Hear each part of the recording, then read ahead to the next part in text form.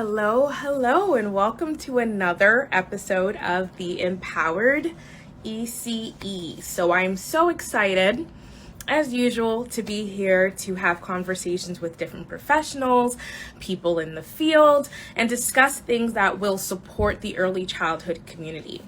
So I'm going to give a minute for a few people to come in. So this specific episode is going to be about a topic that we all are very much acquainted with, and that's burnout.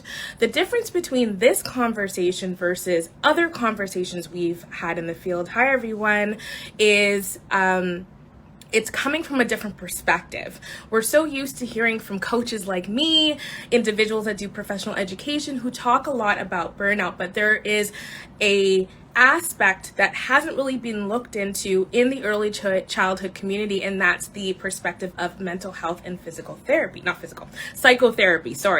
and just basically getting that perspective from a medical and a health professional on how to overcome burnout and basically the know-hows in and out of burnout. So I'm really excited to have this conversation with Roxanne. She will be joining us soon.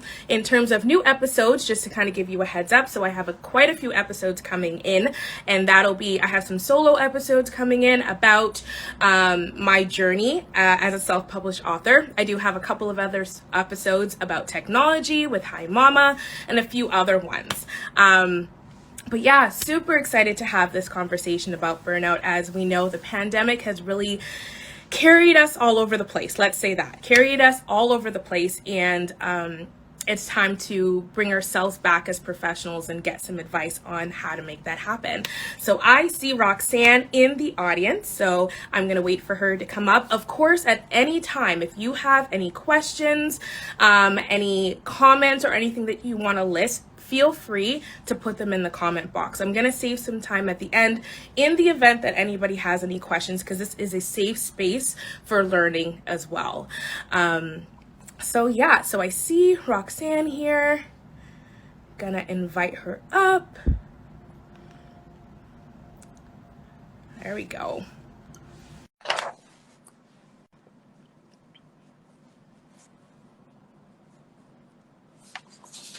Hi. Hello. How are you? Good. Oh, we've got matching lipstick today. Look at us.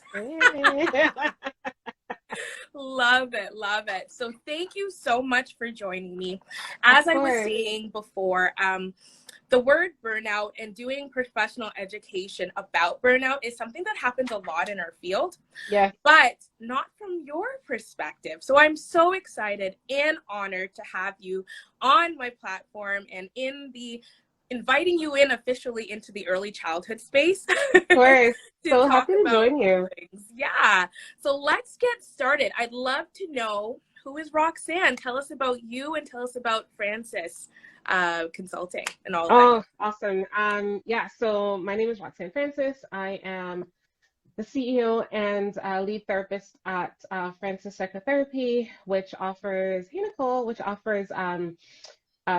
therapy. I have a group practice of including myself, 5 clinicians, and we work with people right across the lifespan from childhood into mature adults. We cover all kinds of things: anxiety and depression, eating disorders, relationship issues, mental health stuff. And I also do corporate consulting to different organizations. I cover things from burnout and stress, mental health at work, racial dynamics at work. I consult with HR leaders on managing DEI quandaries that they have at work. And let's see, what else do I do? I offer mentorship and support to other therapists in the field. And I also have I'm an adjunct professor in the social work program at UFT. Not small at all. Love it. Thank you for sharing that. And you've been in some amazing, I've seen your face on TV so many times. You don't want to skip that too. When I'm sitting at home watching, I'm like, oh, there's Roxanne. I totally know her. She's been in some spaces on TV too, talking about all of these topics. That's incredible. Super excited again to have you here. Thank you for having me. It's pretty cool. Of course. So let's get started. So the first thing is just that baseline question of what is burnout in your definition? Yeah, so burnout speaks to the stress that comes from your job. And I don't mean the stress that's kind of motivational. You know, you have a project and you have this burst of adrenaline, you feel stressed because you are you're getting the work done. But what I mean is an accumulation of the ongoing stressors at work without reprieve. And it tends to happen when people feel like they have no more energy for work. They have no more motivation for work. They no longer look forward to work in a field that they've always loved, right? When you are taking on too much, sometimes when you're not getting paid enough, you feel this pressure and you feel this drain of your energy resources, and you no longer have any boost or motivation or any energy to do the work that you've always loved to do. Oh, that's huge. That's huge. And I know that I've been dabbling in the past. I've dabbled in and out of burnout, and that's exactly what it is you know you love what you do, but there's something happening, and that's where Mm-hmm. that definition definitely comes in. Perfect. So I know you labeled a couple of things, but what are some other signs and symptoms of a professional, maybe even an educator in your experience, if you've Yeah. worked with educators? What are Yep. some of the signs and symptoms of somebody that's experiencing burnout? Yeah, so sometimes some of the things to look out for are losing patience with younger ones around you or even your colleagues, feeling very irritable often. Sometimes when you are experiencing burnout, your emotions are pretty close to the surface. So either you get angry often or you're crying often, sometimes at work. Sometimes you manage at work, but you cry on your breaks, right? Mhm. You go to the bathroom, close a stall, and you cry. You're crying in your car. That's a sign.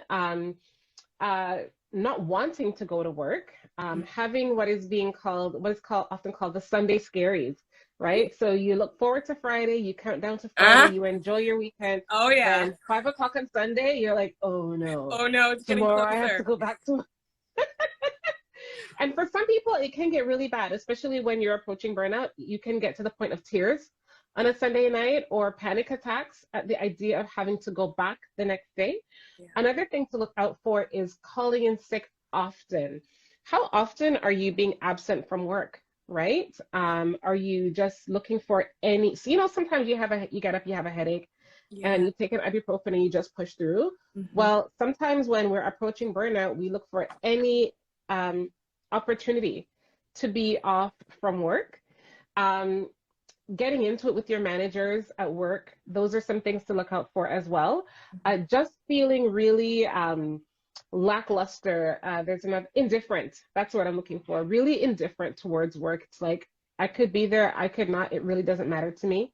And also looking for a way out. You fantasize about quitting, right? You fantasizing about, leaving your job, your job that you've trained for and gone to school for, and anything will do, right? That those are some things to also look out for. Wow. You definitely hit the nail on a couple of them. I know there's people watching, they're like, because absolutely everything you've labeled, unfortunately, in my career, I've experienced all of that. Mm, Especially, I know we're going to talk about leadership in a little bit and burnout and leadership, but in my roles, I know that I felt that.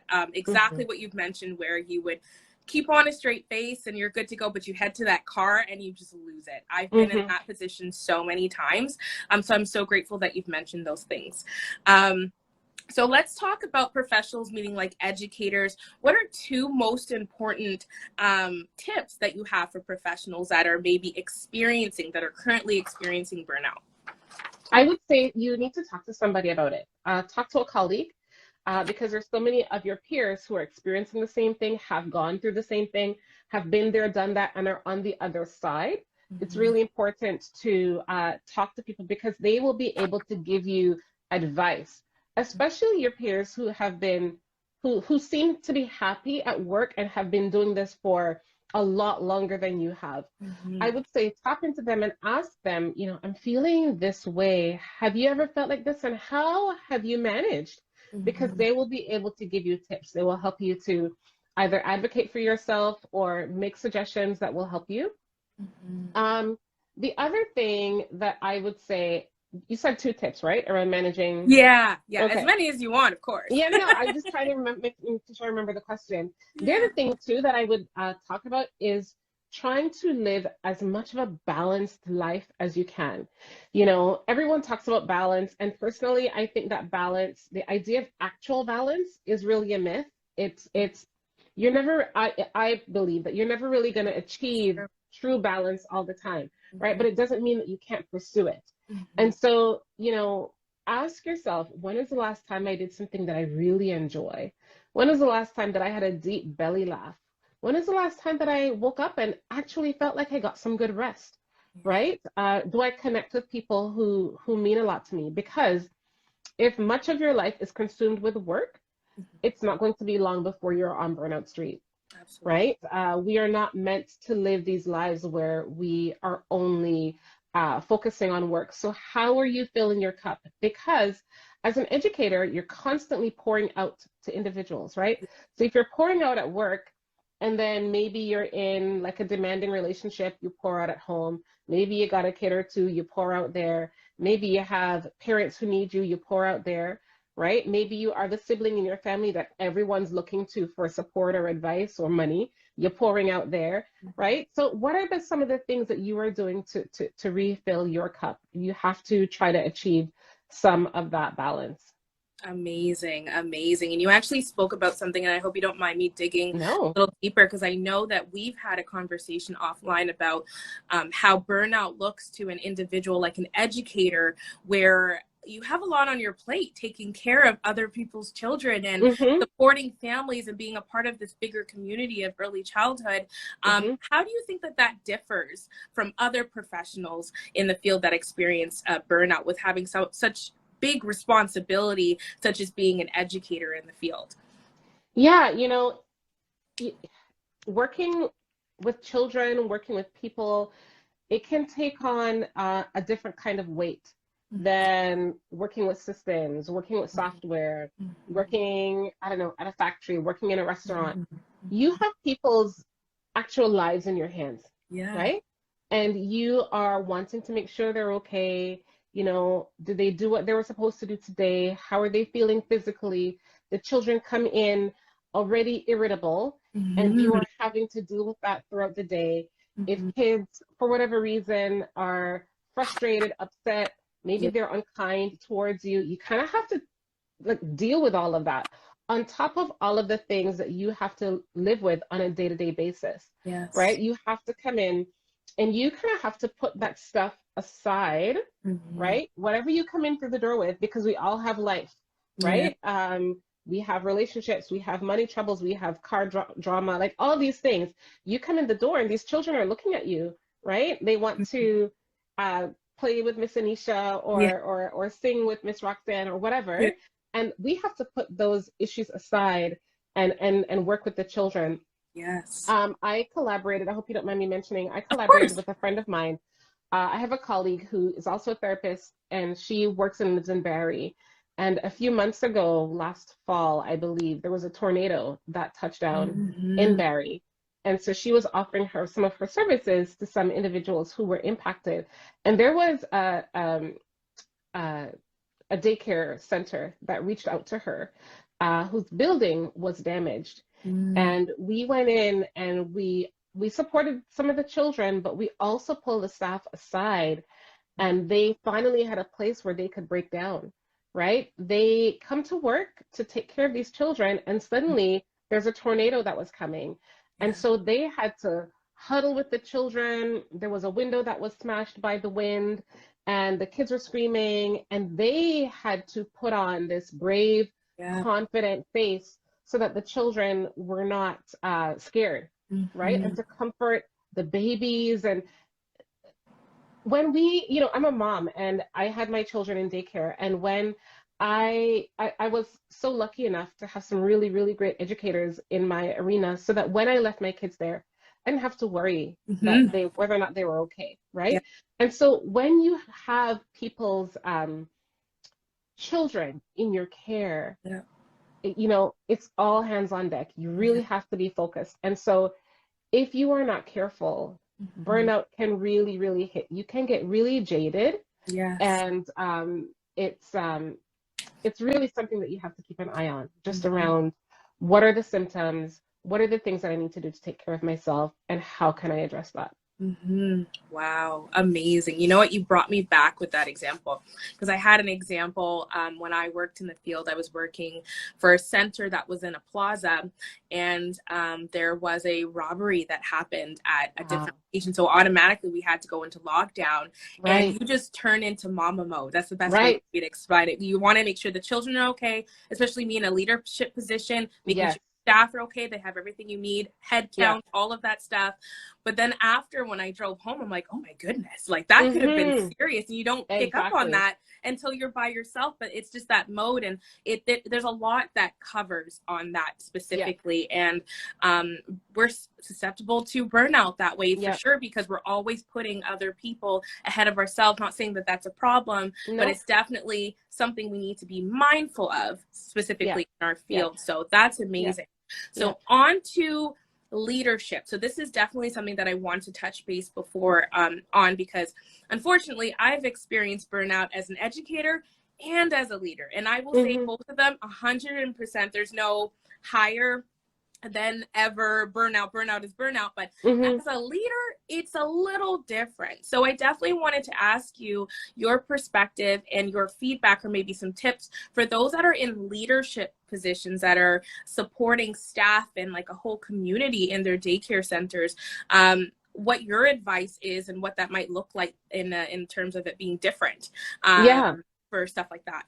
Yeah, for sure. When you are a leader, people are looking to you. People are looking to you to make decisions. People are Yeah. looking to you to, you know, create schedule and fill in a spot when someone calls in sick and all those pieces. When it all hits the fan, it's, you're the one who's going to be managing all of it. And Yeah. so there's a greater level of responsibility. You may not be on the ground day to day with the young ones, but you're the one that everyone's looking to for answers. Yeah. And sometimes we don't, as leaders, might not have those answers, Yes. right?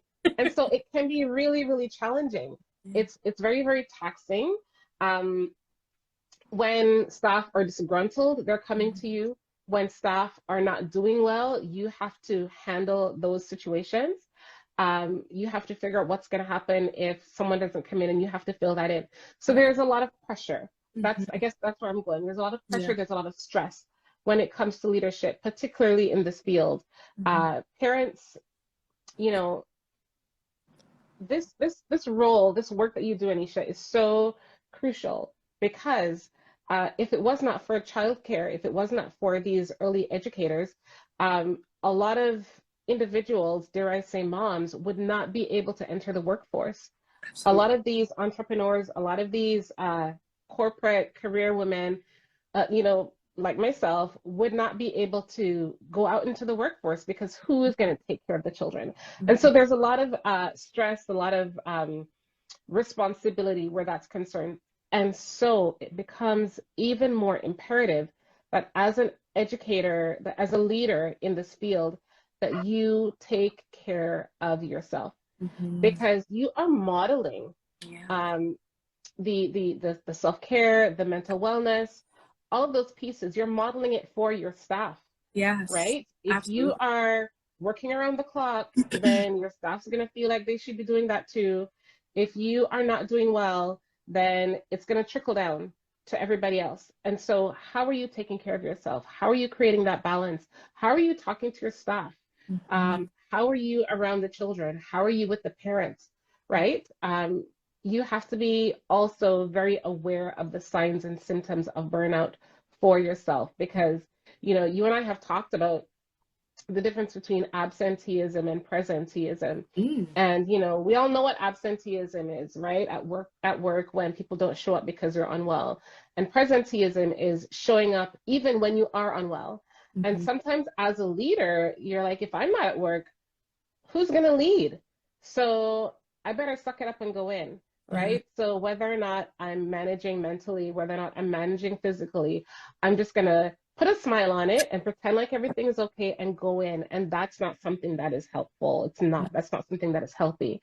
Yeah. So it may seem like I'm preaching on the self-care piece, No, but no. it's really, really important. It is. It is. It is. Absolutely. And you know what? You mentioned something that stuck. You mentioned a bunch of things, but one of the things that stuck with me with what you just said is being a role model, right? There's Mhm. been so many times where I've been in a leadership position and I'm telling somebody, hey, you know, self-care, take care of yourself. And I'm listening to myself say, and I'm like, girl, do you do this for yourself? No. So you have to I don't do practice what that. you preach and be a role model Right. to your staff and people that count on you. Absolutely. Thank you for mentioning that. For Um, sure. so one thing that I know that is not really covered in topics with burnout is specifically, you know, life after burnout. Hmm. Could you talk a little bit about that as somebody that may have gone through burnout and is now in that recovery mode to those next steps to feeling better and how to prevent themselves from sliding back to that burnout world? Can you talk a little bit about that? Yes, for sure. I believe that burnout is kind of like trauma. And for those of you who are not familiar, what tends to happen when someone experiences a trauma is that they're more susceptible to Mm-hmm. other traumas that Yes. might occur, right? And so burnout is similar. If you have experienced burnout before, Mm-hmm. it's almost as though you're a little bit raw, right? Yeah. And so you are more susceptible to getting to that place again. I can't tell you how many people I've spoken to who said, I've hit burnout 3, 4 times. Mm-hmm. Well, it's really imperative that once you know you've been there, that you ramp up on the self-care, that you learn how to say no, that Mm-hmm. you build in adequate boundaries, that Mm-hmm. you are sure to infuse joy and rest into your life, Mm-hmm. that you look at, they say hindsight is 2020. Take a look at what got you to burnout Mm-hmm. and see if you can pinpoint the things that you couldn't see when you were in it Mm-hmm. and say, oh, okay, well, I need to get rid of that thing. Or, oh, okay, I need to work those hours instead. Or if it means that you need to go and work for another center, Mm-hmm. then do that. Yep. But you really have to take a look at what got you to this place. And in terms of healing, you know, it's similar to some of the mental health healing processes. And it really does sound very, it might sound very, very primary, almost kind of juvenile and Mm-hmm. very simple. But it really is, eating properly, getting enough rest, surrounding yourself with people who love you, pulling away to be by yourself when you need that, recognizing when your cup is full and you can't take any more. Yeah. Um, when you say yes to everybody, recognize that you're saying no to yourself a little bit, right? Recognizing the things that you need and honoring that rather than thinking, oh, I'm really tired. I really need to get to bed tonight, but such and such needs me. And so I'm going to do that instead. No, Mm-hmm. listen to what it is that your brain and your body are asking you for and Mm-hmm. honor that and provide yourself with the thing that you need. Because when you are at work and you are taking care of the children and you're providing the education that they need, you Mm-hmm. are doing it 110%. Mm-hmm. Talk to me about why it is that we don't take care of ourselves 110%, right? When we are in these fields, these healing, educating, nurturing roles, we often forget about ourselves. Yes. And so it is very important when you are recovering from burnout that you tap into that self-awareness, that you are really keen on listening to yourself, honoring what it is that you need, and meeting that need, providing that. And, if you got to burnout and it's something that you discuss with your doctor, uh, when you come back, let's say you had to take some time off from work, when you come back, you talk to your manager, you talk to your leader and say, hey, this is what I went through. Mm-hmm. If you feel safe enough to do so, of course. This is what I went through, and I'm wondering if there are some changes that we might be able to make so that I don't end up there again. Absolutely, absolutely. And definitely with that last thing you said, if you feel safe, that's Mm-hmm. also an indication on, you know, some boundaries and maybe Mm-hmm. that workspace isn't a space for you to begin with. So absolutely, I love that. So another reason why I wanted to kind of join forces with you is to also normalize getting help. I know you mentioned Mm-hmm. getting help and just being okay with reaching out to mental health professionals and advocates and all of that stuff. So would you be able to speak a little bit about what getting help looks like? Yeah, yeah. If you are in a place where you know you're crying on Sunday nights, you're having those panic attacks, you're not getting enough sleep because you're constantly worried about work, you're dreading being there, you're crying at your lunch break or in the car after work, those are some red flags Yeah. that you need to reach out to somebody. Mm-hmm.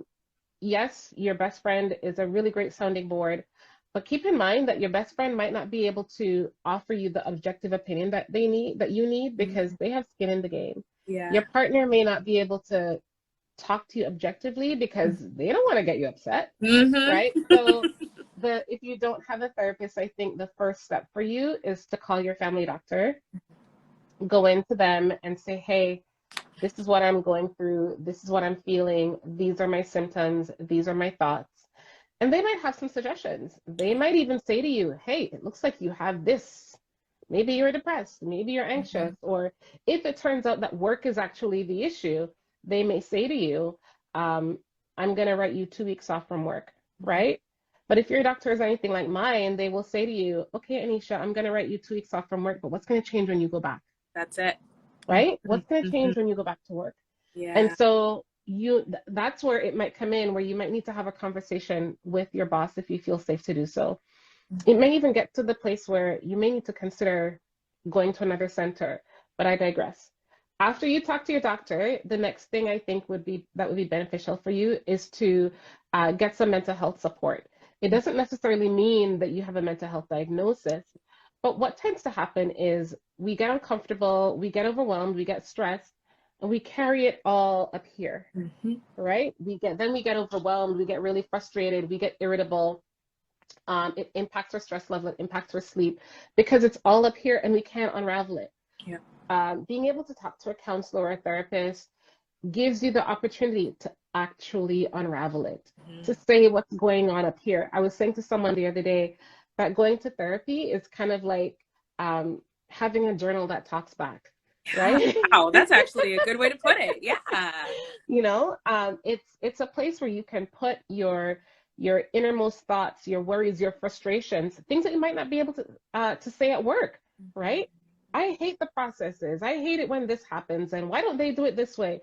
You can go to your therapist and talk to them about that, and they will receive you in a non-judgmental way and offer a different perspective and offer supports and challenge you, right? Have you ever thought of applying for the managerial position? What's preventing you from dusting off your resume and trying somewhere else, right? Have you ever thought of maybe going for a run in the morning before you go to work? They offer suggestions and tips and tools and strategies, and they challenge you to live your life in a way that is that's more positive for you. Amazing, amazing. So we do have a comment here, and I'm going to jump into it. And it says, "What about going to another field? What is the sign that that step would be great? What would you Yes. say?"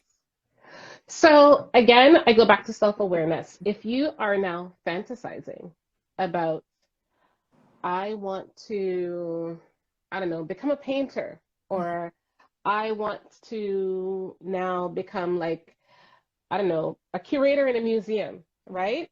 Now you're reading all the books and you're getting all the magazines, and Great. that's a hunch Yeah, that there's a switch that needs to happen. yeah. Or let's say you are now on like your third round of being burnt out. You've gone to your doctor, you've taken the vacation, you've gone to the Caribbean, you have journaled, and you're drinking your water and minding your business, and you are Yeah. eating all the fruit and doing all the yoga and going for all the walks. You're still having Sunday scaries and panic attacks on Monday morning when you pull up to the center. It's a sign that something bigger needs to shift. Yeah. It means that you either need to leave that center to preserve your sanity, or maybe even you might want to discuss this with a career counselor or your therapist. Maybe I do need to make a switch to a different field altogether. Yeah. If you find that you're constantly, you know, getting irritable with the children and you feel bad about it or whatever, and you're feeling like something else is calling you, Yeah. then it may be time to consider switching to another field. And it does not mean that there's anything wrong with you. It does Yeah. not mean that you're a bad person. It does not mean that you can't be a good mom or a great auntie. It Mhm. does not mean, maybe now you need to teach grade 6 kids, and maybe you need to go Yeah, back to school and firm that up, right? absolutely. But having a switch is definitely something that that can be a good thing, and it doesn't necessarily mean that you're a bad educator because of it. Absolutely. And you know what? That's exactly what I was just thinking too when I saw that question is sometimes when you take, especially when you specifically take early childhood, your heart is in it so much that you almost feel guilty to Hmm. have that thought process of the change. But even Yeah. for myself, I know I won't say the last role. Well, I guess it's kind of obvious for a lot of people that have followed me for they know exactly what I'm talking about. But anyways, the last role I played, I did experience burnout really quickly in a span of less than a year. Wow. And I contemplated leaving the field altogether. And Hmm. that's when I pulled myself back and said, you know what, there's other opportunities in the field that I could explore. And for me, that was entrepreneurship. And I am Hmm. the happiest I've ever been before. So sometimes There you go. it's not even specifically a field change. It could be, like you said, a center change. It could be a Hmm. position change. It could Right. be taking your skill sets to another field specifically. So I'm so Hmm. happy that you addressed that for sure. Hmm. Hmm. Absolutely. So another thing, so I will just go out and say I wish I had a Roxanne in Oh my gosh. corner when I was definitely in that world and stuff like that, because you're just incredible. But I always allow those that I mate with to kind of promo pitch a little bit to talk about their business and how people can potentially work with you. And especially on this topic, I think it's Yeah. wonderful where you're at and being able to provide that. So can you speak a little bit to how people can maybe work with you and your team? Yeah. If you are in a space where you feel like you need to talk to a professional, we have members on our team who are happy to work with you. You can go to my website, francispsychotherapy.com, or you can even schedule yourself a free 15-minute consult at calendly.com/francispsychotherapy, and just book yourself in for a consult and we will get you in right away. We currently don't have a wait list, so we'd be happy to see you. If you are in a space of leadership and you are looking for someone to come in and do a talk, training, fireside chat on stress, burnout, mental health at work, parenting, I'm your person. So definitely reach out. You can follow me also here on IG at Francis Psychotherapy and just jump into my DMs and I am happy to connect. Amazing. And on that note, I'm so excited to say that I am joining forces with Roxanne as she's kind of my guest facilitator under Nisha Angela Books and Consulting / Francis Psychotherapy and doing a couple of workshops with us. So the first one that we're doing is actually with CDRCP. So if you are in the Peel region, so Mississauga, Brampton, all of those areas within Peel, CDRCP has actually invited us to do a talk on burnout and beating burnout and overcoming burnout and all of that good stuff. So I Yeah. believe that is April 13th. Hmm. So definitely check the CDRCP website for that specific event. Of course, when information comes out, I'm going to have it available on my link and I will be promoting it. But of course, if you Oh, want to nice. hear more from the lovely Roxanne, she will be there live on demand with us. And I'm so excited for that. Awesome. I'm looking forward to it. It's going to be a great talk. I think there's so many people who need to Yeah. hear about burnout, what that looks like, how to prevent it, how to Yeah. know when it's, catching up with you, and how to take care of yourself once you're there. Yeah, and like I said, like burnout is something that is spoken a lot in our field, but not from your perspective of being a Hmm. therapist and mental health advocate and all of those Hmm. aspects that you come with under your belt. We Hmm. have, I personally haven't heard it in that perspective, so I was so excited to join forces with you on that for sure. Oh, looking forward to it. Looking forward to it. Amazing. So thank you so much, Roxanne.